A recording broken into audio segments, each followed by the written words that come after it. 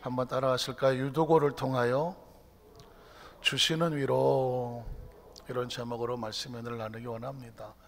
한 번은 제가 이렇게 얼굴을 묶고 가만히 묵상을 하게 됐습니다. 물론 이제 안경 때문에 좀. 그런데 갑자기 초등학교 이전 시절이 떠올랐을까요? 떠오르지 않았을까요? 깜짝 놀랐습니다. 안 떠오릅니다. 초등학교 가기 전에 옛날 모습이 까맣게 기억이 잘 안 납니다. 물론 있었겠죠. 뭐가 어렴풋하긴 하는데 기억이 잘 안 납니다. 초등학교에서, 국민학교에서는 어땠을까? 어렴풋 생각은 나지만 그것도 순식간에 지나갔습니다. 6년이나 되는데요. 중학교, 고등학교, 대학원, 군대생활, 지나간 사역 쭉 봤는데 순식간인 거예요. 순식간인 거예요. 와, 엄청난 세월이 지나갔는데, 엄청난 사건이 있었는데, 엄청난 사람들이 지나가지 않았겠습니까? 물론 이건 여러분도 똑같은 상황이겠죠. 누구나 마찬가지네요. 그런데 문득 기억나는 것은 이름들이 기억이 나더라고요. 이름. 그 이름은 두 가지로 생각이 나요. 하나는 참 따뜻했던 이름, 감사했던 이름. 어떤 이름은 참 힘들고 어려운 이름. 갑자기 이거 생각 안 했다가 갑자기 그 이름을 생각하니까 이거 아닌데, 뭐 이런 이름. 그래서 사람은 먼 날 세월이 지난 때 그 사람의 어떤 생긴 모습이라든가 그 사람의 어떤 것들이, 자세한 것들은 다 크리테전을 갈 때 그 이름 하나 속에서 모든 이미지가 담겨져 있는 것을 발견하게 됩니다. 그래서 첫 번째 떠오르는 생각은 뭐냐면, 유명한 고사성어가 있지 않습니까? 사자성어죠. 호사, 유피야. 호랑이는 죽어서 고기를 남깁니까? 호랑이는 죽어서 가죽을 남기고, 사람은 죽어서 이름을 이름을 남기는구나. 그 역사 속에서 수없이 많은 사람들의 이름을 우리가 외우기도 하고 기억했던 이유가 뭐냐면, 그 이름 속에 담겨진 그 사람의 삶이 있어요. 이름을 딱 보면 그 사람이 어땠더라 만나본 적도 없고 우리가 뭐 잘 알지도 못하지만 그 이름에 담겨진 그 사람의 존재, 그 사람의 그 모든 것들이 한 번에 생각이 나는 거죠. 그래서 사람은 죽으면 이름을 남기는 것이구나. 문득 겁이 나지 않습니까? 먼 날 우리가 이 지구를 떠나고 났을 때 남아있는 사람들이 내 이름을 어떻게 기억할 것인가. 한번 따라 하실까요? 먼 날 내가 지구를 떠났을 때, 세상을 떠났을 때 다른 사람들은 내 이름을 어떻게 기억해 주고 있을까? 굉장히 중요한 것입니다. 물론 까마득하게 먼 옛날로 보이겠죠. 까마득하게 보일지 모르시겠어요. 그러나 중요한 것은 언젠가죠. 언젠가 우리가 이 세상에서 빠이하고 떠났을 때에 남아있는 사람들이 누가 됐든지 간에입니다. 누구의 기억 속에 내 이름이 어떻게 기억되고 있을까, 이 사실을 생각한다면 섬찟해지는 사건입니다. 그리고 간절해지기 시작합니다. 하나님, 이제까지 부족하고 모자라고 연약했다고 할지라도 먼 날 나를 기억하는 사람들의 그 기억 속에서 내가 하나님의 사람이었음을, 하나님께서 그래도 신실하게 여기는 하나님의 사람이었음을, 그 어려운 상황 속에서도 꿋꿋이 믿음을 지키는 사명을 감당하는 하나님의 사람이었음을, 그가 여러 가지로 부족한 것이 많았어도 그가 하나님 앞에서는 최선을 다한 사람이었다고 믿음의 동료들이, 믿음의 후손들이, 믿음의 후배들이 기억해 주는, 그리고 하나님의 기억 속에 그 사람은 나를 경외하는 사람이었다, 하나님의 기억 속에 남는 그런 크리스찬이 되게 하여 주시옵소서. 이건 인생을 다 살고 난 다음에 인생의 평가는 우리 후배들이 하는 것 아니겠습니까? 그 사람은 그런 사람이었다는 거예요. 자신의 의도와 자신의 사고와 자신의 업적과 자신의 이력과 상관이 없는 거예요. 왜? 그건 내가 살아온 삶을 누군가가 기억 속에 그렇게 기억해 주기 때문이며 하나님의 기억 속에 남기 때문입니다. 그래서 저는 성경 속에서 가장 축복된 신앙의 모습을, 그리고 우리 성도들이 꼭 이런 사람이 되기를 원하는 사람이 바로 옥합을 깨뜨렸던 마리아 아닙니까? 제자들이 서로 누가 높으냐, 누가 더 뭐 낮으냐 이거 싸우고 있을 때 자신의 옥합을 깨뜨려 향유를 부었던 그 여인, 그를 책망하던 제자들을 향하여서 예수님께서 가만두어라, 저가 내게 좋은 일을 하였느니라. 복음이 전해지는 곳마다 이 여인이 행한 일이 기억되게 하리라. 그때 문득 떠오르는 단어가 기억이었습니다. 아, 예수님이 기억하시는구나. 한번 따라하실까요? 하나님께서 기억하신다. 그래서 최선을 다하는 거예요. 사람들이 누가 어떻게 생각하는 그 어떤 것보다 더 중요한 것은 하나님의 기억 속에 있고 싶은 것입니다. 사도행전에 나타나는 많은, 물론 성경 속에 무시 많은 사람이 있지만 사도행전 하면 뭐가 떠오릅니까? 사도들의 행한 기억들입니다. 기록들입니다. 그래서 사도행전은 사도들의 이야기가 쭉 이름이 등장을 합니다. 그들의 이름을 통해서는 그들의 사역을 알고요, 그 사람이 하나님 앞에 어떤 기억 속에 있는지 알고요, 각자 그리스도인들의 심령 속에 나는 그 사람을 어떻게 생각한다, 나름 기억 속에 새겨두고 있다는 말입니다. 그래서 사도행전을 또 다른 말로 성령행전이라고 말하는 것은 사도를 통해서 성령님이 역사하셨습니다. 그러니까 마음에 소원이 생기지 않습니까? 하나님 사도를 통해서 성령님이 역사하셔서 성령의 행전이 되었던 것처럼 우리의 삶의 모습이 사도는 아니라고 할지라도 성령님이 역사하시는 내 삶이 성령의 행전이 되게 하여 주시옵소서. 중요한 겁니다. 이력서에 화려한 기록들을 내어놓았다고 할지라도 내가 이런 사람이라고 말하는 것도 중요할지 모르겠지만 나의 삶을 뒤돌아보니까 하나님의 성령이 나를 이끄는 성령의 행전이었다. 그래서 여러분, 액트 29이라고 말하는 것은 사도행전은 28장으로 끝나지만 그리스도인들은 사도행전 29장을 쓰고 있는 하나님의 사람들이라는 것입니다.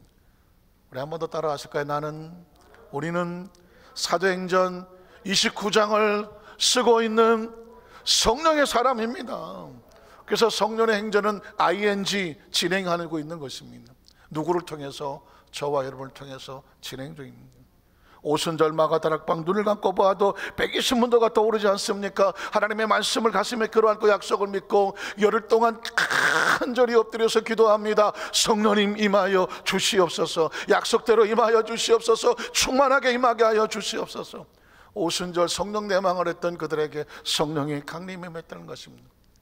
부활절 이후 40일 동안 예수님께서 그 부활의 몸을 보이셨고, 그리고 승천하신 다음에 열흘 동안을 오순절 마가다락방에서 제자들이 약속 믿고 기도했고, 그리고 50일째 되는 날 성령의 감동이 임했다는 것이죠. 그러므로 부활과 성령은 뗄래야 뗄 수가 없는 것이고, 부활의 약속은 성령의 약속이며 그 성령은 부활의 증인되라고 하는 것 아니겠습니까? 성령과 부활은 뗄래야 뗄 수가 없습니다.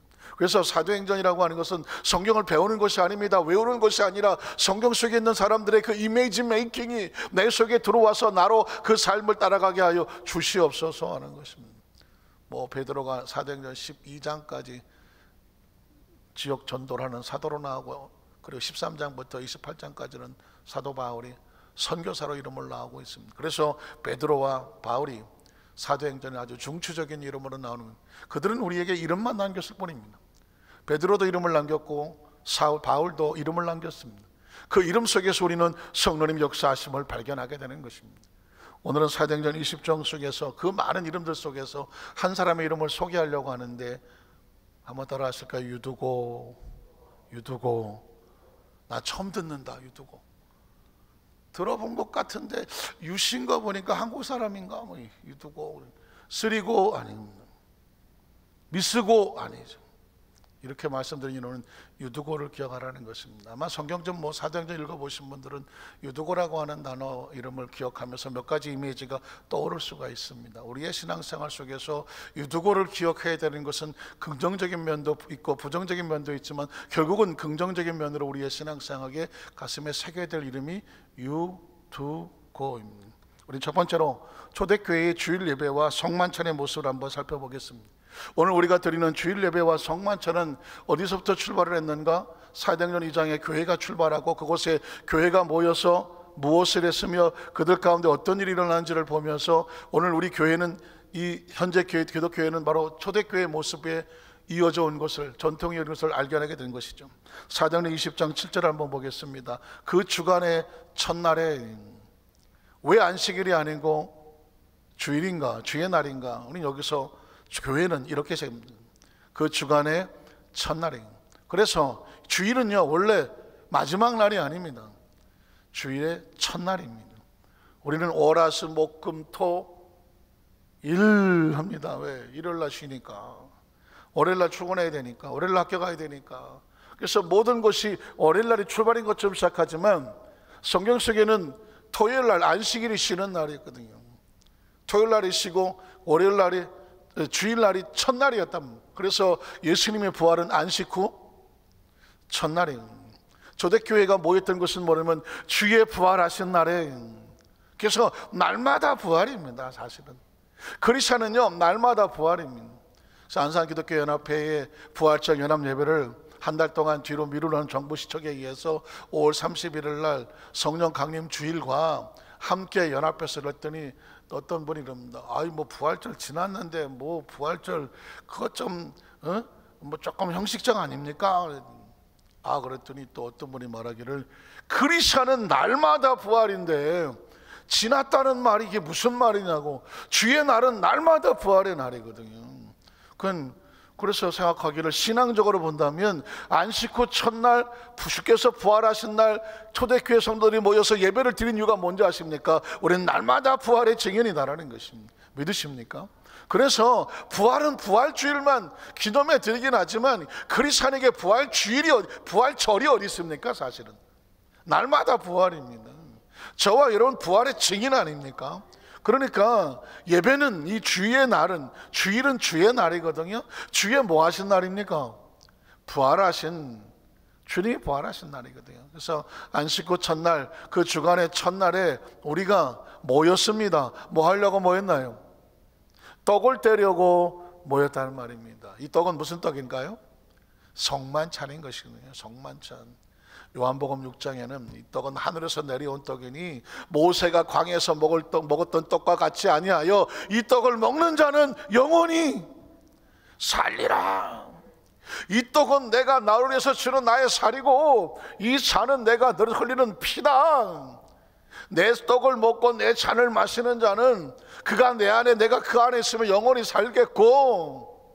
믿으십니까? 이 떡을 내가 올 때까지 기념하라. 내가 너희로서 주는 내 살이요 내 피라고 말씀했거든요. 그래서 초대교회는 안식 후 첫날 주의 날에 예배를 드렸으며 그들이 모일 때마다 예수 그리스도의 살과 피를 기념하는 성만찬, 성찬을 가졌다는 것입니다. 주의 백성들이 왜 주의 날 모였냐고요? 예배의 핵심이 무엇이냐고요? 성만찬에 있었습니다. 그래서 초대교회는 늘 성만찬을 하기 위해서 모였습니다. 물론 성만찬은 두 가지 의미가 있습니다. 실제로 떡을 먹고 실제로 포도주를 마시는 우리 성찬 예식과 같이 우리 순복음 교단에서는 한 달에 한 번 정도 성찬 예배를 하지만 다른 교단에서는 6개월에 한 번, 또 1년에 한 번 하는 경우도 있습니다. 그만큼 성찬을 아주 소중하게 여기되 아주 희귀하게 한 번 정도 또는 두 번 정도 드립니다. 그러나 사실 우리 순복 교단에서는 매월 첫째 주 날을 항상 성찬 예배를 드리곤 했습니다. 그러나 이 먹고 마시는 성찬의 의미보다 더 중요한 것은 뭐냐면 이 예배 안에 흐르고 있는 하나님의 말씀이 떡이라는 것입니다. 믿으십니까? 그 십자가에서 흐르고 있는 은혜가 피라는 것입니다. 그러니까 예배 자체는 예수님의 생명과 피가 흐르고 있는 떡과 살을 먹고 마시는 성만찬이 되는 것입니다. 그러니 이 자리에 나와서 예배가 회복이 되어지고 성만찬이 온전히 이루어지는 예배가 이 초대교회의 전통이었으며 지금 우리의 심령 속에도 가슴에 품어야 될 예배의 온전한 모습이죠. 자, 떡을 때려 모였더니 그 다음 절 보면 뭐라 했나요? 바울이 이튿날 떠나고자 하여 그들에게 강론할세. 그래서 그들은 모여서 떡을 떼고 무엇을 했을까요? 말씀을 들었습니다. 말씀을 들었습니다. 기독교는 말씀의 전개라고 말하고 하나님은 말씀으로 천지를 창조하셨으며 말씀으로 율법을 적게 하셨고 예수님은 말씀이 육신의 땅에 오셨으며 베드로도 바울도 말씀을 남겼으며 그것이 성경이 되고 수천 년이 지난 지금 그들은 역사 속에서 사라지고 하늘에 있다고 할지라도 우리에게 전해진 말씀은 말씀으로 임하고 있으며 우리는 하나님 말씀 앞에 서 있는 것입니다. 바울이 말씀을 강론하세요. 언제까지 합니까? 밤중까지 계속하면 밤중까지. 여러분은 초대교회에 안 태어나신 것을 할렐루야 하셔야 됩니다. 예배 시간에 시간이 없었습니다. 시간이 없었습니다.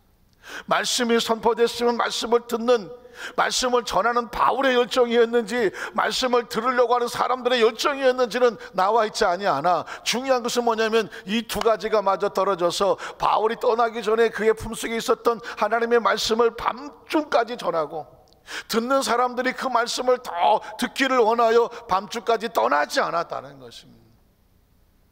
제가 한 3시간 하면 아마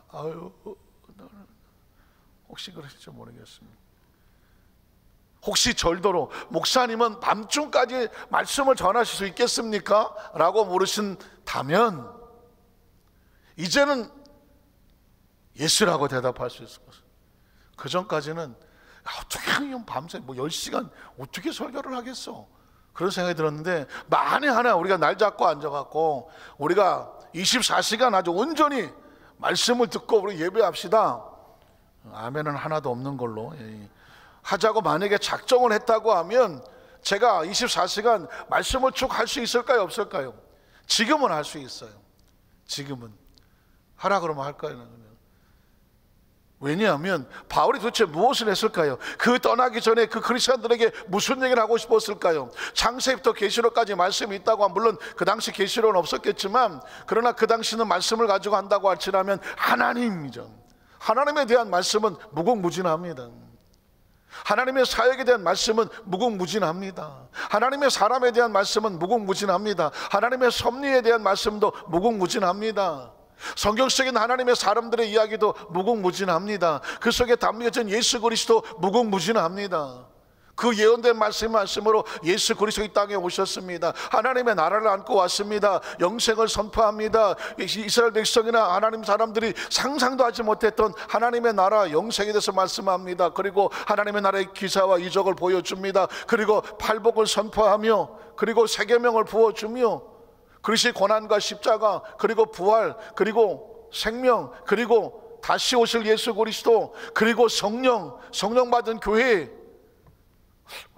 오늘 중에 설교 끝나기 좀 어려운 것 같은 생각. 이게 줄줄이 하나님께서 이 교회를 세운 교회와 성도들에게, 이 다시 못 말씀듣는 그들에게 그리스도 핵심의 복음을 전하기 위해서 바울이 그냥 밤새도록 설교를 하는 것입니다.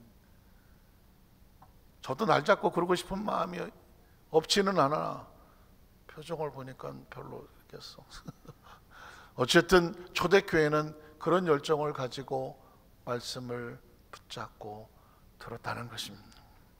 오늘 저와 여러분의 삶의 현장 가운데 간절히 원하고 원하는 것은 하나님의 첫 마음과 창세기로부터 하나님의 그 마지막 마음 계시록까지 흐르고 있는 하나님의 마음을, 적어도 이 정도 신앙생활을 했으면 하나님의 처음과 하나님의 마지막 속에 담겨져 있는 하나님의 사랑이 내 안에 정리가 되어져서 이제는 말씀을 띄엄띄엄이 아니라 말씀의 그 계단을 밟아 올라가며 내가 어느 정도 성장하며 성숙했으며 그 말씀을 붙잡고 있는지 자신의 존재를 생각하며, 그리고 내 안에 정리된 것을 내 사랑하는 믿음의 후배들에게 전해줄 수 있는 그런 축복의 통로들 되시기를 주의 이름으로 축원합니다. 초대교회는 이처럼 예배와 말씀이 차고 넘쳤던 그런 교회였습니다. 그 상황 가운데 두 번째로 유두고라고 하는 사람에게 일어난 일이 무엇일까? 유두고에게 이런 일이 벌어졌습니다. 우리 8절로 9절을 보면, 우리가 모인 윗다락에 등불을 많이 켰더라. 그러니까 이 집이 그 안에 실내로 3층에 있는 굉장히 큰 집이었던 것 같죠. 그리고 굉장히 많은 사람들이 모였으면 1층이 꽉, 2층이 꽉, 3층이 꽉이었습니다. 그래서 그 말씀을 듣는 사람들이 그 자리가, 장소가 비좁을 정도로 꽉 차서 있어서 밤이 됐기 때문에 등불을 켰다고 말하죠. 자, 등불을 많이 켰습니다. 그럴 때 유두고라고 하는 청년이 어디에 앉아 있습니까? 창에 걸터 앉았습니까? 아마 난간에 있었던 것 같은데, 뭐 젊은 사람이니까 뭐 모험심도 있겠고 균형도 감각도 좋고 운동도 좋으니까는 아마 좁았던 모양이죠. 창턱에 이렇게 걸터 앉아 있었다는 상황입니다. 그런데 워낙 오래 얘기를 하니까, 워낙 뭐 밤 늦게까지 말씀이 이어지고 가니까 유두고가 따라오기가 좀 힘들었던 것 같습니다. 그래서 어떻게 했습니까? 깊이 졸더니 졸면 떨어지는구나. 예, 그 여성들이 하는 이야기고요. 군대에서는 뭐라고 말하면 졸면, 아유 군대 안 갔다 오셨. 보초스로 나가면 항상 졸면 죽는다 그래요. 군인은 졸면 죽습니다. 민간인은 졸면 떨어지지만 군인은 졸면 죽습니다. 왜냐하면 경계병이 앉아서 졸고 앉았으면 그 사람뿐만 아니라 그 적으로 그냥 후방까지 뻥 뚫린다고 맨날 하는 얘기가, 그래서 맨날 이 군인들은 훈련병에서 하는 얘기가 작전에 실패한 지휘관은 용서를 받아도 경계에 실패한 지휘관은 용서를 받는다. 왜? 작전은 그 지역에 불분하지만 경계는 그 후방이 다 뚫리는 거기 때문에. 그래서 절대로 졸면 안 된다 그래요. 졸면 죽는다라고 그래요. 물론 운전병들도 마찬가지입니다. 차에다가 졸면 죽는다. 우리 성도들 가운데 여러분 갑자기 목사님이 졸면 죽는다 그러니까 한쪽 눈은 떠야 되는데, 제가 두 번째 개인기가 뭐냐면 한쪽 눈은 작아지고 한쪽 눈은 커지는 이런 특별한 개인기. 안 깼는데. 크리스천들 유두고라고 하는 사람이 우리에게 주는 메시지는 뭐냐면, 아마 수없이 많은 부흥사들이나 성경을 연구하는 학자들이 유두고 이야기가 나오면 두 가지를 얘기합니다. 하나는 뭐냐면 걸터 앉지 마라. 한번 따라 앉으실까요? 걸터 앉지 마라. 물론 약간 의역과 같습니다. 앉다가 보면 뭐 옆에 앉고 뒤에 앉고 뭐 붙어 앉고 뭐 아니면 이렇게 걸터 앉을 수가 있는데, 걸터 앉았다는 얘기를 굳이 해석을 하면 이쪽도 아니고 저쪽도 아닌 거예요. 들어간 것도 아니고 나간 것도 아니고. 그래서 계시록에 보면 뜨뜻미지근해서 이건 찬 것도 아니고 뭐 더운 것도 아니고, 이건 뭐 세상 사람도 아니고 크리스찬도 아니고, 이건 뭐 믿음이 있는 것도 아니고 없는 것도 아니고, 기도를 하는 것도 아니고 뭐 안 하는 것도 아니고, 예배를 드리는 것도 아니고 뭐 안 드리는 것도 아니고. 오죽하면 그 뭐 장로교 총회장님이 그 교단 성도들에게 온라인 예배를 드리면서 그냥 사정 했다고 하잖아요. 예배를 잃어버리면 다 잊어버리는데 그 스마트폰에서 그 실시간 예배를 드린다고 하다가 설교 끝나니까 다 꺼버리고 나갔다. 설교 들었으면 예배 끝났다고 갔다는 것입니다. 그래서 그게 예배가 아니라는 것입니다. 저는 사랑하는 우리 안산교회 성도들 가슴속에, 의식 속에, 사고 속에 아예 귀에 못이 박히도록 목사님 좀 제발 좀 그만하세요 할 때까지 하는 얘기가 뭐냐면 예배가 예배되게 하라는 것입니다. 예배가 예배게 되지 않으면 신앙생활 60년 70년 그냥 꽝인 거예요. 진정한 예배, 신령과 진정한 예배, 하나님 앞에 올바로 서 있는 예배, 하나님과 진실이 통하는 기도, 최선을 다해주는 그런 찬양, 마음의 눈물과 성심을 다해서 하나님 앞에 서 있는 하나님의 면전의식, 여러분 이거 상실하면은요 아무리 화려하고 그리고 모든 것이 뭐 좀 표현이 그렇지만 빛과 번쩍해서 야 저 정도까지 할 수 있을까, 남들은 그렇게 보일지 몰라도 그 속에 진실된 심령이 없다면 그건 예배가 아니라는 것입니다. 하나님은 영이시니 예배하는 자가 신령과 진정으로 예배할지어다. 믿으십니까? 그래서 저는 신앙생활을 뭐 어려서부터 지금까지 해오면서 그 성경 속에 있는 핵심이 무엇이냐고 하면 마지막에 진짜야 진짜 예배자. 물론 처음은 다 예배가 진짜로 시작해요. 처음부터 뭐 가짜는 없는 것 같아요. 처음은 다 진짜로 시작을 해. 그래서 세월이 지나가 신앙생활을 가다가 보면 진짜와 가짜는 마지막까지 진짜인 거 뭐냐면 마지막까지 설레어야 되고 마지막까지 절박해야 돼요. 들락날락 왔다 갔다 걸터 앉지 말라는 것입니다. 하루는 이쪽 살았다 하루는 저쪽 살았다 하지 말라는 것입니다. 믿으십니까? 어느 그 조크에 보니까는 어떤 할아버지가 이 집도 내 집, 저 집도 내 집, 이 집도 내 집, 저 집도 내 집. 이 사람 집이 많아서 그랬더니 이 소리는 전남도 화순에 살고 있는 뭐 할아버지가 두 집 살림하는 소리입니다. 이 집도 내 집, 저 집도 내 집. 물론 조크예요. 이게 남의 이야기냐고 묻는 것입니다. 크리스천들이 매일매일 삶의 현장 가운데 어디를 갖다 놓아도 당신은 크리스천입니까? 당신은 크리스천입니까? 아주 단순한 단어, Are you Christian? 당연한 얘기지. 더 나가서 이렇게 물어, Are you real Christian이라고 묻더라고요. 진실된 크리스찬이라고 묻더라고요. 난 세상에 살다가 크리스찬이면 크리스찬이지 리얼 크리스찬은 뭐야? 가짜가 아니고 진짜입니까? 라고 묻는 것이죠. 그래서 이 어렵고 이 비상하고 심란한 세상 속에서는요, 딱 하나 없어요. 끝까지 자기 중심된 신앙으로, 내가 하나님 앞에 진실된 심장으로 진짜가 돼서 하나님의 은혜와 은총을 기다려야 되는 것입니다. 기다려야 돼요. 그래서 아주 조심스러운 얘기입니다. 아주 잔소리같이 그냥 아주 듣기 싫어, 아주 그냥 아주 빨리 초고 갔으면 좋겠다, 막 이런 마음이 들더라도, 저는 여러분과 저도 자신도 마찬가지지만 하나님 앞에 진짜로 신부단장해야 될 사명이 있기 때문에 그래요. 겉으로 화려하고 누가 어쩌고 저쩌고 겉으로 흔한 것에 대해서 절대 마음 빼앗기지 마시고, 그냥 하나님 보시기에 저 사람은 진짜야, 저 사람 진짜야. 여러분, 그거 하나면 끝나는 거예요. 유두고가 걸터 앉았다 그래서 걸터 앉으면 사고 난다는 표현이 이 사람 통해서 나는 거예요. 자, 걸터 앉았더니 뭐가 됩니까? 깊이 졸았다고 말하고 있습니다. 왜 걸터 앉으면 졸게 되느냐? 집중하지 않은 거예요. 이쪽도 아니고 저쪽도 아니까. 그래서 영적으로 존다는 이야기는 아주 무서운 단어입니다. 졸다는 얘기는 의식과 사고가 끊어진다는 얘기죠. 그러니까 더 이상 교통과 커뮤니케이션이 안 된다는 얘기죠. 공급이 안 되거든요. 공급이 안 되면 어떻게 됩니까? 단절되고 끊어지는 것입니다. 그럼 어떻게 될까요? 힘이 없어지는 것이죠. 사실은 이 어려운 시대, 비상한 시대에 크리스천들에게 깨어 있어라고 하는 단어는, 이건 그냥 단순한 단어가 아닙니다. 초대교회에도 베드로전서에 보니까 베드로가 말하지 않습니까? 근신하라, 깨어라, 너희 대적 마귀가 우는 사자같이 두루다니며 삼킬 자를 찾느니 믿음 위에 굳게 서라고 말하고 왔습니다. 근신하라, 깨어라가 뭔지 아십니까? 여러분을 다 뛰어나서 할 수가 없지만, 만약에 따닥따닥 붙어 있다면 옆 사람 허벅지를 꼬집으라는, 허벅지가 옆 사람 꼬질 것도 없어요. 여러분 허벅지를 한번, 허벅지 살 안 잡히면 귀때기로 하나 붙잡고 볼때기로 붙잡고 아주 세게 꼬집어 보십시오. 아야 소리 나게 꼬집어 보십시오. 정신 납니까 안 납니까? 정신 나죠. 그게 깨어 있는 겁니다. 근신하라, 깨어라의 원어적 의미는 뭐냐면 꼬집어서 너 자신을 아프고 정신을 번쩍 나게 해라. 그게 깨어랍니다. 그렇지 아니하면 호시탐탐 너를 노리는 마귀가 우는 사자같이 돌아다니며 삼킬 자를 찾는다고 말했습니다.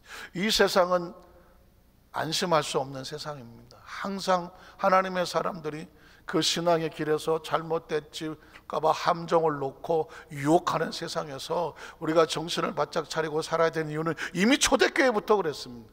지금 앞으로는 더더욱 앞으로는 힘든 세대입니다. 요즘 여러분 수도 없이 듣는 단어가 코로나19 이전 세대, 코로나19 이후, 이제 더 이상 우리는 코로나19 이전으로 돌아갈 수 없다라고.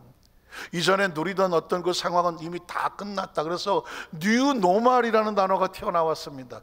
뉴 노멀, 새로운 표준이 나오는 것입니다. 이제는 코로나19 이전에 우리가 있었던 그 삶이 그 어떤 영역에서도, 전 세계 어떤 영역에서도 원래로 돌아가지 못합니다. 이제 우리에게는 새로운 뉴 노멀, 새로운 표준이 코로나19 이후로 세계가 바뀝니다. 질서가 바뀌고, 정치가 바뀌고, 경제가 바뀌고, 문화가 바뀌고, 교육도 다 바뀌지 않았습니까? 교육도 전부 온라인 대체입니다. 지금 교육도 바뀝니다. 종교 예배 다 바뀝니다. 이제는 어디를 갔다 놓아도 정신 차리고, 여기다가 와이파이 딱 달아갖고 말씀을 내가 딱 수신하지 아니하면 그냥 극단적 단절자가 됩니다. 예전에는 교회에서 나와서 앉아있으면 말씀을 다 가르쳐주고, 성도들이 그리고 구역 식구들이 돌봐주고, 지역장, 구역장, 전사님, 목사님들이 돌봐주고, 장로님들이 그냥 어떻게든 도와주고, 조금 옆에 나가려 신방해주고 막 해주잖아요. 이제는 이번에 겪지 않았습니까? 온라인 실시간, 이건 진짜 듣도 보도 못한, 한 번도 경험하지 못한 세계가 코로나19가 갖다 주었습니다. 오늘 이 안산에 은퇴한 증경 목사님들하고 식사를 하는데 6.25 때 전쟁에도 예배를 끊어본 적이 없다는 거예요. 목숨을 걸어도 공산당의 총칼을 비워서 교회의 수를 지키고 그 사람들이 모여서 예배를 드렸지 흩어져 드린 적이 없다는 것입니다. 대한민국 아니 기독교 역사상 그런 적이 없습니다. 근데 이 코로나19로 인해서 전혀 상상치도 못한 일이 벌어졌습니다. 이제는 어떻게 하냐면 스스로 자신을 지키지 아니하면, 스스로 하나님의 나를 접선을 하지 아니하면, 스스로 충전하지 아니하면, 스스로 말씀을 공급받지 아니하면 가만 내두면 다 나가 떨어지는 세대가 이루었다는 것입니다. 이제는 누구를 탓할 상황도 없습니다. 누가 뭘 어떻게 해주지도 못합니다. 스스로 달려나오고 살려고 튀어나와야 되는 그런 상황이 되어버렸습니다. 어쩌면 4월 26일 날 전 서궁도가 부활절 기념 예배를 드리자고 여의도 순복음교회에서 선포를 하고 또 저에게도 같이 예배를 드린 상황 가운데 이건 비상하고 절박한 겁니다. 새로운 어떤 뉴 노멀이라는 새로운 질서에 보이면서 성도들이 과연 얼마나 자신들의 사명과 목적을 가지고 예배를 지키며 그것을 회복할 것인가. 세계의 귀추가 주목이 되고 있습니다. 전 세계의 교회들이 귀추를 주목하고 있습니다. 가장 빠르게 지금 우리나라가 이 부분에 뉴 모델이 돼야 되는데 뭐 지금 유럽이나 미국은 정신 못 차린 상황이니까요. 정말 정신을 차리고 지금 우리가 여러분 다만 몇 사람이라도 나와서 성전에 와서 예배 드리는 목적과 이거 뭔지 아십니까? 또다시 우리 원래 그 모습으로 우리가 회복되기 위해서 몸부림치고 나왔습니다. 전 여러분이 편하게 나와 있다고 생각하지 않습니다. 이 자리에 나올 것이 온 몸을 몸부림을 치면서 처절하고 절박한 심정으로 이 자리에 나와 앉아 계신다고 저는 생각합니다. 그리고 하나님께서는 그 심령을 아실 겁니다. 유두고라는 사람이 초대교회에 걸터 앉았다가 졸았습니다. 안타깝지만 뭐 군대만 아니라 어디든 마찬가지도 졸면 죽게 되어 있습니다. 운전하다 졸아도 죽고 어디 길 가다가 졸아도 안전하지 못합니다. 성경을 보겠습니다. 그 다음 절 뭐라고 말합니까? 바울이 강론하기를 더 오래 하며 졸음을 이기지 못하여 3층에서 떨어지거늘 일으켜 보니 죽었다라고 말하고 있습니다. 자, 그러면 마지막 세 번째로 이 죽었던 유두고가 어떻게 성도들에게 교회의 위로가 됐을까? 다시 살아난 유두고를 통하여 주시는 주님의 위로입니다. 10절에 보니까 바울이 내려가서 그의 엎드려 그 몸을 안고 말하되 떠들지 말라 생명이 그에게 있다 하고 했습니다. 초대교회의 가장 핵심의 단어는 부활입니다. 누가복음 24장의 마지막도 부활이잖아요. 마태복음 28장도 부활, 마가복음 16장 복음서의 마지막 단어는 전부 부활입니다. 요한복음 21장 예수님도 부활하신 예수님께서 베드로에게 희망을 부활입니다. 그리고 사도행전 1장은 승천하시며 제자들에게 성령 받고 부활의 증인하라 부활의 사명을 맡겨주었습니다. 초대교회는 다니면서 부활의 복음을 전했고 부활의 주님을 선포했습니다. 믿는 자들 무엇을 믿습니까? 부활을 믿는 자들에게요. 교회의 생명은 부활입니다. 그리고 성도들의 생명은 부활입니다. 성도들의 사명은 뭐냐? 부활이란 말입니다. 이 땅에 부활이 없으면 부활은 가장 4차원적인 단어 아니겠습니까? 3차원의 꿈도 꿀 수 없는 단어 아니겠습니까? 이 부활을 말하는 것은 교회밖에 없습니다. 왜? 교회만 4차원이기 때문에 그렇습니다. 교회만. 바울의 사역 속에서도 하나님께서 사인을 보여주는데 모두가 죽었다고 말하는 유두고에게 그 속에 부활의 역사가 나타납니다. 생명이 있다는 것을 알게 됐습니다. 그 다음 절에 보면 그래서 올라가 떡을 떼어 먹고 하나님께 맡겨놓고 바울은 계속 사역을 합니다. 떡을 떼어 먹고 오랫동안 날이 새기까지 이야기하고 떠나더라. 12절에 보니까 사람들이 살아난 청년, 이 살아났다는 단어를 다른 말로 바꾸면 뭘까요? 부활이죠. 부활입니다. 왜 초대교회 바울의 사역 속에 이런 일을 줬을까? 과연 죽은 사람이 살아날 수 있을까? 잠시 정신이 잃었다가 살아나는 건 아닐까? 여러 가지 조건할 수 있겠지만 저는 성경을 보는 것 같이 그렇습니다. 이 바울의 사역 속에, 선교 사역 속에 그 복음의 불모지에 이단과 아주 사신 숭배와 무신론이 가득한 그곳에 예수의 생명이 들어가려면 부활이 나타나야 되거든요. 부활이 나타나는 거죠. 그리고 그 부활의 역사는 뭐냐? 예수의 부활의 복음을 전하기 위해서 사람들의 의식과 사고 속에 죽어도 사는 일이 있구나. 죽어도 사는 일이 있구나. 예수 믿지 않는 사람들에게 부활을 얘기해 보십시오. 말도 안 되는 소리 하지 말라고 그럽니다. 왜? 들어본 경험이 없습니다. 그러나 크리스찬들에게 우린 부활을 믿습니다 그러면 다 아멘 합니다. 왜? 예수의 부활이 증언이기 때문에 그렇지 않습니까? 예수가 부활했다는데 거기에 누가 토를 답니까? 그리고 너희도 부활하리라고 말했는데 우리의 삶 가운데 간혹 하나님의 사명을 위해서 부활의 역사가 나타나기도 합니다. 뭐 조심스럽지만 저도 거의 죽은 직전에서 죽음이라는 단어를 조금 맛보면서 부활했거든요. 저희 집 아이도 뭐 의사는 의학적으로 죽은 아이가 기적적으로 뭐 살아있으면 부활 아니겠습니까? 숨이 끊어져야 부활인가요? 살 희망이 1%도 없는 가운데 살아났으면 부활 아닌가요? 물론 중요한 것은 뭐냐면 사람이 아닌 하나님의 역사라는 것이니, 누가 살아나서 부활의 어떤 표적이 되는 것은 바울의 능력도 아니고 예수 그리스도의 생명의 복음이 전해지는 통로인 것입니다. 그 청년을 데리고 가서 적지 않게 위로를 받았더라. 초대교회의 그 성도들이 이 힘이 있어야 나가 복음을 전하지 않겠습니까? 저 로마까지 나가서 복음을 전해야 되는데 그 나약한 사람들에게 무슨 힘이 있겠습니까? 그들을 힘있게 하는 것은 부활의 복음이라는 것입니다. 말씀을 정리하기를 원합니다. 참 올해는 그 와중에도 감사한 것은 4월 12일 날 부활절 연합예배를 안산대학교 강석봉 기념으로 다 같이 모여서 멋지게 예배를 드렸다고 칩시다. 또 부활주일이 지나갔으니 또 내년이나 부활주일 생각했을지 모르잖아요. 그런데 부활절 그 연합예배가 한 달 뒤로 미뤄지면서 매 주일마다, 아니 매일매일마다 부활의 이 소망과 은혜를 계속 묵상하게 됩니다. 말씀을 계속 선포하는데도요, 수예배도 부활이 나오고 금요철 예배도 부활이 나오고 이번 주일도 부활이 나오고 다음 주일도 부활이 나오고. 왜냐하면 예수님은 그 부활의 몸으로 40일을 이 땅에서 제자들에게 보여주며 하나님의 말씀을 가르쳐서 40일의 부활의 증언을 하고 다녔어요. 그리고 승천하시면서 열흘 동안을 기도하게 하시고 오순절날 성령 강림을 하고, 성령 받은 베드로가 첫 설교가 뭔지 아십니까? 너희가 십자가에 못 박여 죽인 예수를 하나님이 살리셨도다. 부활의 메시지였습니다. 그러니까 부활은 크리스찬들에게 소망이고 능력이고 그리고 메시지고 핵심이고 그리고 우리의 평생에 외쳐야 될 사명이라는 사실을 꼭 기억하시기를 주의 이름으로 축복합니다. 유두고를 통하여서 하나님의 사람이 부활하는구나, 그 초대교회 성도들에게 위로가 됐던 것처럼 우리 안산교회 모든 성도들이 하나님 안에서 부활과 신앙의 소망을 가지고 부활을 알지 못하고 경험하지 못하고 알지 못하는 사람들에게 부활의 증인으로 그들에게 천국 소망의 위로가 되시기를 주님의 이름으로 축원합니다. 기도하겠습니다.